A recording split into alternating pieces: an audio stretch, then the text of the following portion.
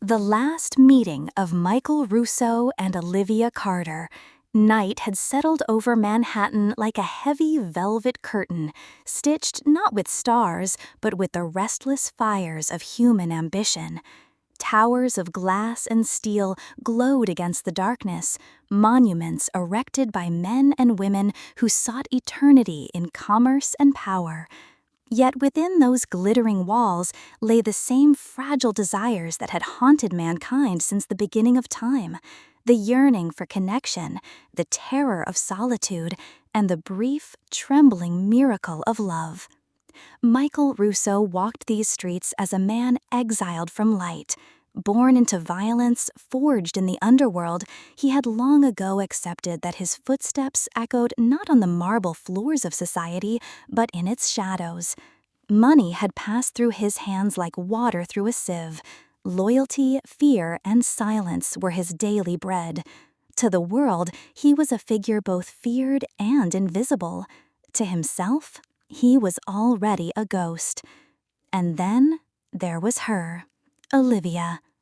Heiress, yes, but more than that, a woman who had built her inheritance into an empire of her own making. She carried herself with the grace of someone who knew both privilege and effort, whose fortune was not a burden but a tool. Her company's name glowed on the skyline, but her truest wealth was the dignity with which she bore herself. She was the kind of woman who entered a room and altered its gravity. They met not in a garden, nor by accident on a rainy street, but at a banquet hall ablaze with chandeliers. She had been seated at the high table. He had arrived uninvited, escorted by men whose smiles concealed pistols. For one brief moment, amid the swirl of champagne flutes and whispered deals, their eyes met. Hers, clear and unwavering, questioned nothing, and yet demanded everything. His, accustomed to suspicion, found themselves stripped bare. From that night forward, their paths, so violently opposed, began to run side by side. There was nothing poetic in the way they saw each other thereafter. No roses, no serenades, only stolen hours in quiet apartments where the world could not intrude. She spoke to him of contracts, art, and distant cities where sunlight played on marble. He spoke little, but when he did, it was as though the silence of his life condensed into words. She had once told him, smiling faintly, "You speak like a man who has swallowed a cathedral, vast inside, but all in shadow." He did not know how to answer that.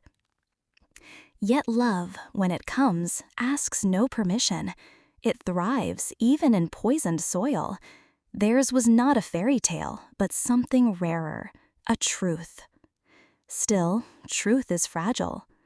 For Olivia, whispers began to curl at the edges of her world. Investors questioned, friends hesitated. "You must be careful," they warned. "Your name is all you have." She dismissed them with poise, but alone in her penthouse, she felt the weight of their warnings. For Michael, danger was not an abstract. Rivals circled, men in his own circle grew restless. To love a woman like Olivia was not merely indulgence, it was peril.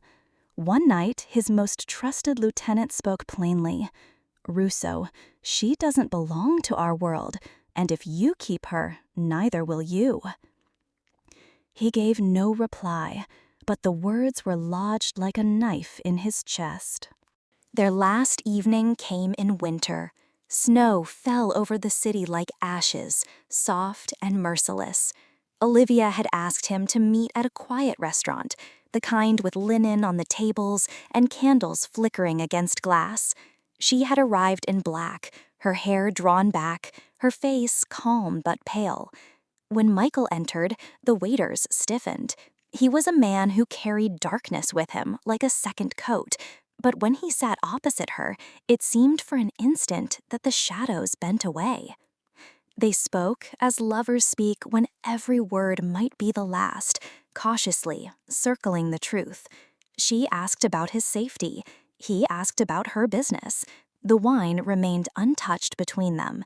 At last, she said, "Michael, I cannot live two lives.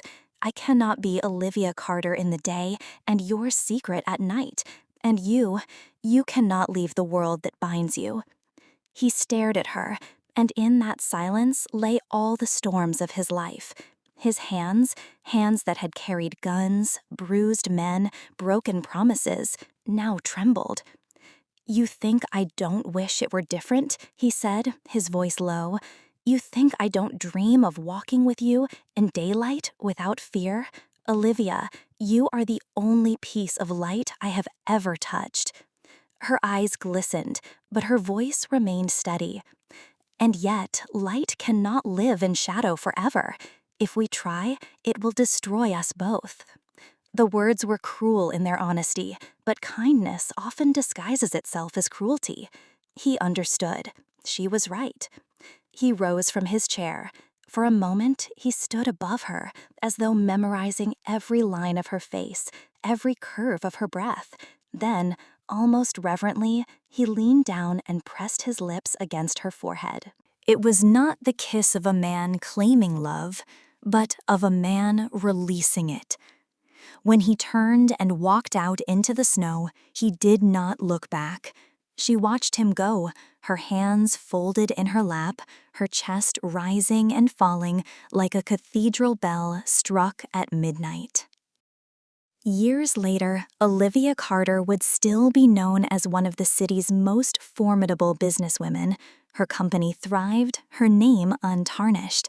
But sometimes, in the small hours when snow fell outside her window, she would close her eyes and remember a man whose love had been as fierce and doomed as fire in the ocean.